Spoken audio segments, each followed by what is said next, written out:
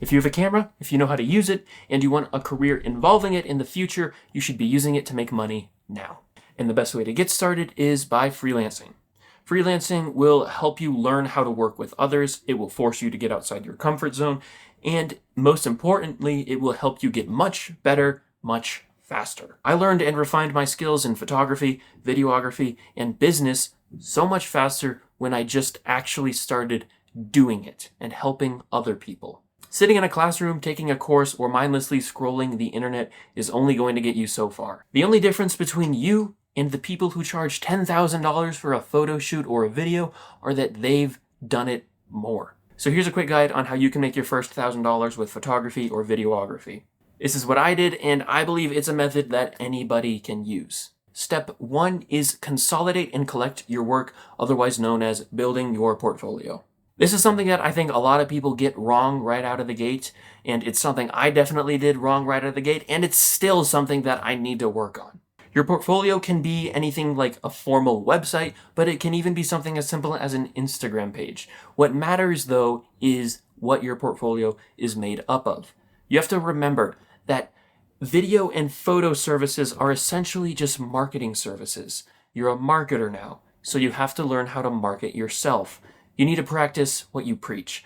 I say all that because your portfolio should be made up of things that have actually had an active role in selling a brand, a business, a service, a product. That's when you start making real money, when you can show that the work you provide actually delivers results. So only include what matters. You need to make yourself look like a professional.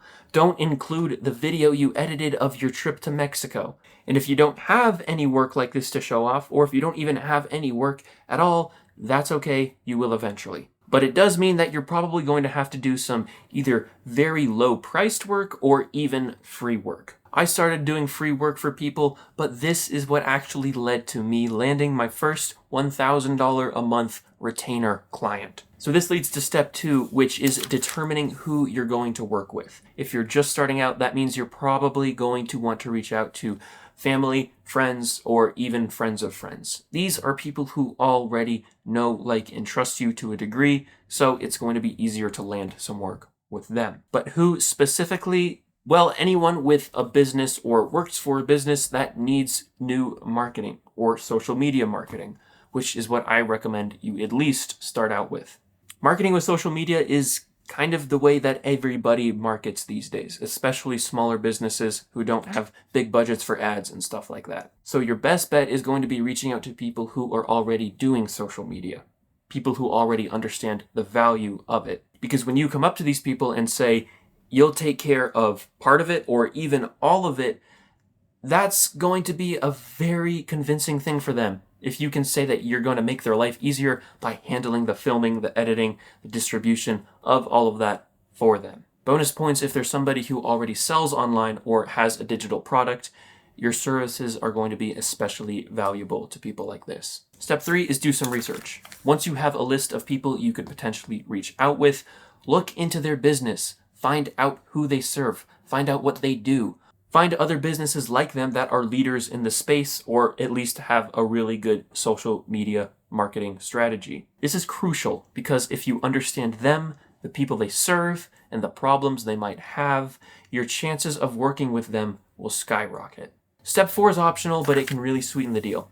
You're going to want to make a lead magnet. The way I do this is by finding content they've already posted and re-editing/reformatting it into something better. Obviously, you're constrained by the content they've already posted, but this is where you need to get creative. Doing this can show a lot of initiative and it can really help you stand out. Step 5 is determine your offer. Once you've done a lot of research on the potential business you want to work with, figure out what services exactly you think will help them out the most. This is also where you're going to determine if you're going to ask for money or not. When you're starting out, you're probably going to have to do some either extremely low priced work or even free work. And there's nothing wrong with that. Free work in and of itself can make for an amazing lead magnet, and it can also lead to more work down the road. Step 6 is just putting it all together and making that initial reach out message. This can either be an email, which I prefer, but it could also be even just a text message or a DM. Here's a template for the email that I used to land my first $1,000 a month retainer client, and if you want to use it too, I put it in the description of this video. The entire point of this first message is really just to get them on a call with you, where you can then ask them more questions specifically about their business and how you might be able to help them. I'll put a link to a document in the description that has a bunch of questions that I like to ask when I'm on this call with them that really help us get to the bottom of their business, what I do, and how I can help them. Step 7 is just repeat. You're probably going to get rejected. Actually, you're definitely going to get rejected, but that's just part of the process. It's a discouraging feeling, but it really is true what they say, that you learn the most from your failures. And this is the most discouraging part, because it sucks when you can't get someone to pay for your services, but it sucks especially when you can't give them away for free. But remember that just because somebody isn't investing their money with you doesn't mean they're not investing their time, which to some people can be an even more valuable asset. But if you keep trying, eventually you are going to get somebody who will say yes. So when that does happen, go all out. Do everything you can for them. Make it so that they love working with you. Be extra clear in communication, and just go above and beyond in everything you can do. Remember, you're not just doing this for them. You're doing this for you so that you can build your portfolio and make work that actually sells something so that you can then show that to more people down the line. And that's it. I could go more in depth on each step, but this is enough information to at least get you started. All you have to do now is actually go out and do it. It's really windy outside, and I'm really cold.